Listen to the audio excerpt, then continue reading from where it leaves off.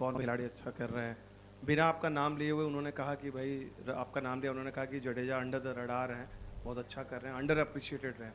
वो बात सुनी थी क्या कि भाई चलो अब लोग शायद बातें नहीं करें, आज दिखाते हैं बॉल और बैट से भी? नहीं नहीं, ऐसा मुझे नहीं पता है ऑनेस्टली, बट अच्छा है। लास्ट 3-4 मैच से रिदम बैटिंग में भी बॉलिंग में भी अच्छा कंट्रीब्यूट कर रहा हूँ टीम के लिए, तो एक खुशी होती है कि इम्पोर्टेंट टूर्नामेंट में इम्पोर्टेंट मैचेस में अगर मैं डिलीवर कर रहा हूँ बैट और बॉल के साथ, तो बहुत ही अच्छा लग रहा है कि कॉन्फिडेंस मेरा, और जैसे इम्पोर्टेंट गेम्स अभी आएंगे तो और ज़्यादा मैं इंडिविजुअल अपने आप का परफॉर्मेंस को लेके ज़्यादा कॉन्फिडेंट हो रहा हूँ।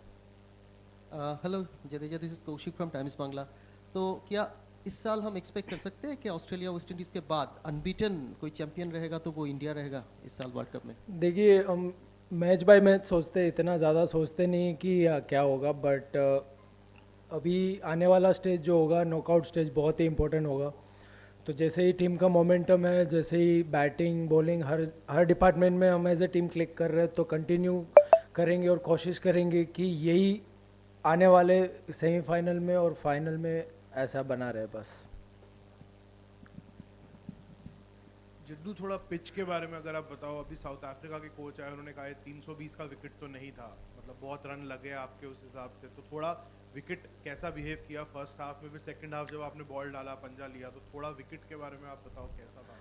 थिंक जब उन लोग बॉलिंग डाल रहे तो ज़्यादा हेल्प था, मेरे ख्याल से टर्न ज़्यादा था और विकेट का बाउंस भी इतना नहीं था। बट अभी अगर मैं पर्सनली मेरा ओपिनियन अगर आप बोलोगे तो जो दोपहर में विकेट चल रहा था और अभी चल रहा था, वो अभी थोड़ा इजी हो गया था। इजी नहीं कहूँगा बट ठीक था।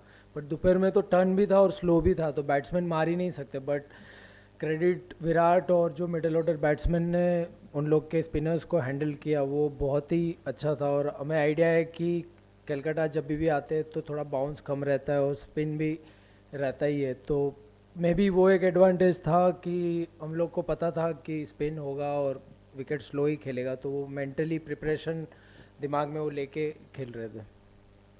जडू, लास्ट 2-3 मैच से हम जैसे देख रहे हैं न्यू बॉल से जैसे हमारा शुरुआत हो रहा है, they are taking wickets with the new ball.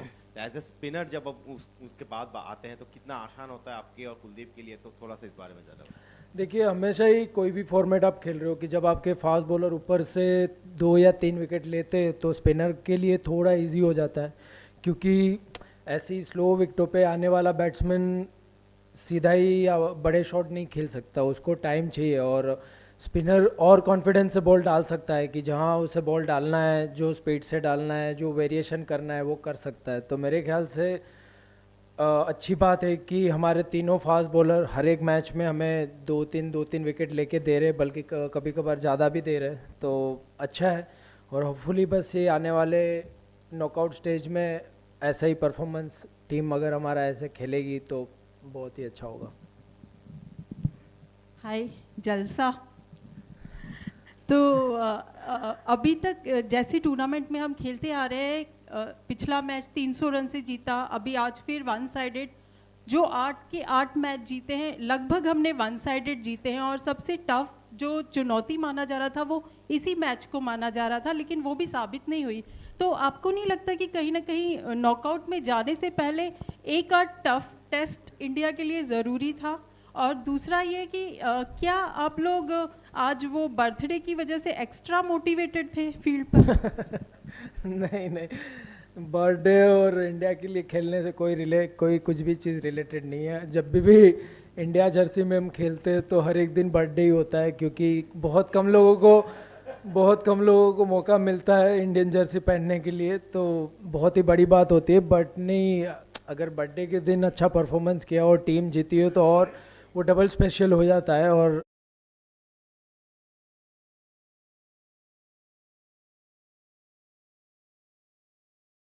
जैसे आपने पूछा कि कोई टफ मैच क्यों नहीं बना, तो अच्छी बात है कि टफ मैच बनना भी नहीं चाहिए। सामने वाली टीम अगर खेलने आए तो उनको लगना चाहिए कि वो और प्रेशर में और पैनिक कर जाए, कि उनका जो प्रिपरेशन है कि भाई ये इंडिया के सामने खेलने जाएंगे तो उनकी टीम बहुत ही ज़बरदस्त परफॉर्म कर रही है बैटिंग बॉलिंग फील्डिंग में, तो यही होना चाहिए। और मैं कहूँगा कि ये वाला जो अभी स्टेज आएगा वो तो और इम्पोर्टेंट है। तो अगर हम वन साइड मैचेस जीत रहे हैं तो सामने वाली टीम के ऊपर और दबाव बना रहेगा। Jaddu, continue the same question, Virat का जो 4900 है, सचिन तेंदुलकर के ओडीआई 100 के रिकॉर्ड की उन्होंने बराबरी की है, हर तरफ टॉक ऑफ द टाउन के टॉक ऑफ द नेशन था ये।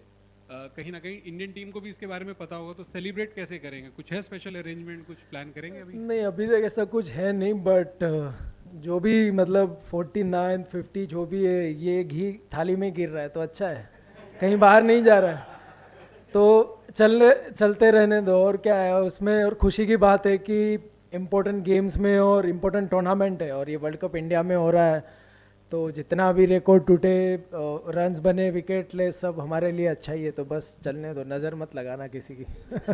रविंद्र एक मिनट के लिए मैं आपको बोलूं कि आप कैप्टन के जैसे सोचें और आपके पास आपके जैसा खिलाड़ी हो जो 10 ओवर कर रहा है, हर मैच में 50 से अंदर रन दे रहा है, बैटिंग भी कर रहा है, फील्डिंग में, तो आप कितने खुश होंगे? देखो, मैं तो खुश तो बहुत ही हूँ, और आपने कैप्टन की बात कही तो मैं तो पहले मैच से ही कैप्टन की तरह ही सोचता हूँ, बट बना नहीं हूँ, वो अलग बात है। बट ऐसे ऑलराउंडर का रोल यही होता है कि अगर कोई ऐसी टफ सिचुएशन में थोड़े 30 35 40 रन बनाने पड़ते, और जब पार्टनरशिप लगी हो तब एक आधा विकेट आउट करके पूरा गेम चेंज कर सकते हैं, तो वही उनका रोल होता है। और कोशिश में यही करता हूँ कि इम्पैक्टफुल परफॉर्मेंस रहे मेरा, बैटिंग में या बॉलिंग में, जब टीम को ज़रूरत हो कोई भी डिपार्टमेंट में। फील्डिंग तो मैं कभी भी ग्रांटेड नहीं लेता हूँ, मुझे भी लगता है कि मेरे से भी कैच छूट सकती है, तो मैं और तैयार रहता हूँ कि मेरे पास अगर कैच आ गई तो रिलैक्स नहीं रहता हूँ फील्डिंग पे, तो बस कोशिश करता रहता हूँ। बाकी कभी कभार होती है, कभी कभार नहीं होती है, बट कोशिश लगी रहती है। रविंद्र, जब टॉस जीते तो काफ़ी आसान रहा होगा कि पहले बैटिंग करनी है, उनका जो रिकॉर्ड था वो देख के, और दूसरा ये कि कुछ आइडिया था कि विकेट थोड़ी स्लो हो जाएगी स्पिनर्स के लिए? नहीं, टॉस जीतने के बाद हम अपने आप को चैलेंज करने का देख रहे थे, क्योंकि अगर हम दोपहर में बॉल डालते तो शायद अलग और इतने रन ना बनते, क्योंकि मैंने जैसे कहा कि बहुत ही रुक रहा था और बाउंस भी नहीं था और टर्न ज़्यादा हो रहा था, लगातार टर्न हो ही रहा था। तो एक चैलेंज अपने आप को करने वाली बात थी कि हम पहला बैटिंग लेके सेकंड अगर ड्यू भी आ जाता है तो ड्यू के साथ हम कैसे बॉल डाल सकते हैं, क्योंकि नॉकआउट स्टेज में कभी अगर ऐसी सिचुएशन आ गई तो हमको वो सिचुएशन में कैसे सिचुएशन को हैंडल करना है वो पता होना चाहिए, तो बस वही एक रीज़न था। जड़ू, आपने तो विराट के 4900 में से मैक्सिमम उसके साथ क्या कुछ खेले भी हैं, साइडलाइन से देखे भी है, तो इस पिच को देखते हुए इस 100 को आप कैसे असेस करते हो, कहाँ पे रखते हो एज अ प्लेयर इस क्वालिटी के 100? देखिए, बहुत मैं कहूँगा कि ये उसके लिए भी स्पेशल होगा और टफ होगा, क्योंकि जैसे विकेट दोपहर में था, एक टाइम पे ऐसे लग रहा था कि 260 270 भी ठीक है ये विकेट पे, और वो टाइम पे स्ट्राइक रोटेट करना, बाउंड्रीज लेना, तो वो मेरे ख्याल से बहुत ज़्यादा चैलेंजिंग था। तो स्पेशल मैं कहूँगा कि जब टीम एक टाइम पे रन नहीं आ रहे थे, उनके दोनों स्पिनर ठीक बॉलिंग डाल रहे थे, और उसके सामने स्ट्राइक रोटेट करके, बाउंड्रीज करके और नॉट आउट और 300 के ऊपर स्कोर पहुंचाना, तो वो एक बहुत बड़ा अचीवमेंट और एक बहुत बड़ा एफर्ट लगता है उसके लिए।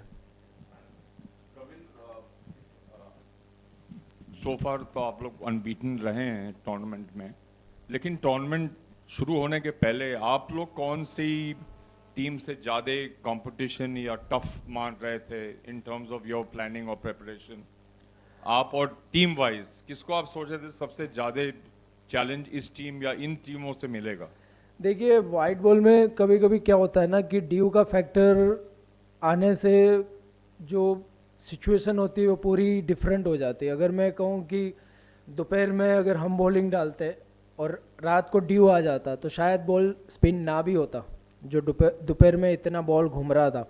तो कभी कभी वाइट बॉल में ड्यू का बहुत मेन कारण रहता है कि उसकी वजह से कोई भी नॉर्मल टीम भी बड़ी लगती है, और ड्यू नहीं आने से और अपनी फेवर में सब चलने से कोई भी बड़ी टीम लगती भी नहीं है कि इसको तो ऐसे ही हरा देंगे। तो वो सब चीज़ बहुत फैक्टर करता है, और कौन से सिचुएशन में आप क्या आपका गेम प्लान आप बनाते हो वो भी बहुत बड़ा मैटर करता है।